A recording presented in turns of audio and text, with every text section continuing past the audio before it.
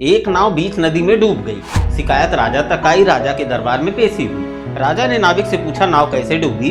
राजा ने कहा, क्या नाव में छेद था? नाविक बोला, नहीं महाराज, नाव बिल्कुल दुरुस्त थी। राजा बोले, क्या तुमने सवारी अधिक बिठाई? नाविक ने कहा, नहीं महाराज, सवारी नाव की क्षमता अनुसार ही थे। न जाने कितनी बार मैंने उससे अधिक सवारी बिठाकर भी नाव पार लगाई। राजा ने कहा, आधी तूफान जैसी कोई प्राकृतिक आपदा भी तो नहीं थी ना? नाविक ने कहा, मौसम सुहाना था, नदी भी बिल्कुल शांत थी महाराज।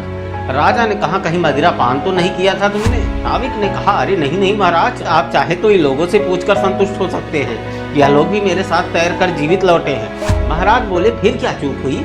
कैसे हुई इतनी बड़ी दुर्घटना? नाविक बोला, महाराज, नाव हौले हौले बिना हिलकोरे लिए नदी में चल रही थी। तभी नाव में बैठे एक आदमी ने नाव के भीतर ही थूक दिया। मैंने पतवार रोक के उसका विरोध किया और पूछा कि भाई तुमने नाव के भीतर क्यों थूका? उसने उपहास में कहा, क्या मेरे नाव में थूकने से ये नाव डूब जाएगी? मैंने कहा, नाव तो नहीं डूबेगी, लेकिन तुम्हारे इस निकृष्ट कार्य से हमें घिन आ रही है। बताओ, जो नाव तुमको अपने सीने पर बिठा कर इस पार से उस पार ले जा रही है, तुम उसी में क्यों थूक रहे हो? राजा बोले, फिर क्या हुआ? नाविक बोला, महाराज, मेरी इतनी बात पर वो तुनक गया। बोला, पैसे देते हैं नदी पार करने के, कोई एहसान नहीं कर रहे हो तुम और तुम्हारी नाव? राजा विस्मय के साथ बोले, पैसा देने का क्या मतलब? साला नाव में थूकेगा क्या? अच्छा, फिर क्या हुआ? नाविक बोला, महाराज, वो मुझसे झगड़ा करने लगा। राजा ने कहा, नाव में बैठे और लोग क्या कर रहे थे? क्या उन लोगों ने उसका विरोध नहीं किया? नाविक बोला, हाँ, नाव के बहुत से लोग मेरे साथ उसका विरोध करने लगे। राजा ने कहा, तब तो उसका मनोबल टूट गया होगा, उसको अपनी गलती का एहसास हुआ होगा। नाविक बोला, ऐसा नहीं था महाराज, नाव में कुछ लोग ऐसे भी थे जो उसके साथ उसके पक्ष में खड़े हो गए।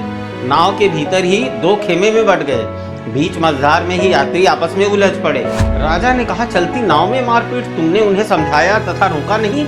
नाविक बोला, रोका महाराज, हाथ जोड़कर विनती भी की। मैंने कहा नाव इस वक्त अपने नाजुक दौर में है, इस वक्त नाव में तनिक भी हलचल हम सबकी जान का खतरा बन जाएगी। लेकिन वो नहीं माने, सब एक दूसरे पर टूट पड़े तथा नाव ने बीच गहरी धारा में ही संतुलन खो दिया महाराज। कहानी का सार ये है, इस नाजुक दौर में भी बहुत से लोग देश की इस नाव में थूक रहे हैं। अनुरोध है कि धैर्य बनाए रखें ताकि नाव के संतुलन खोने से बाकी लोग न मारे जाएं।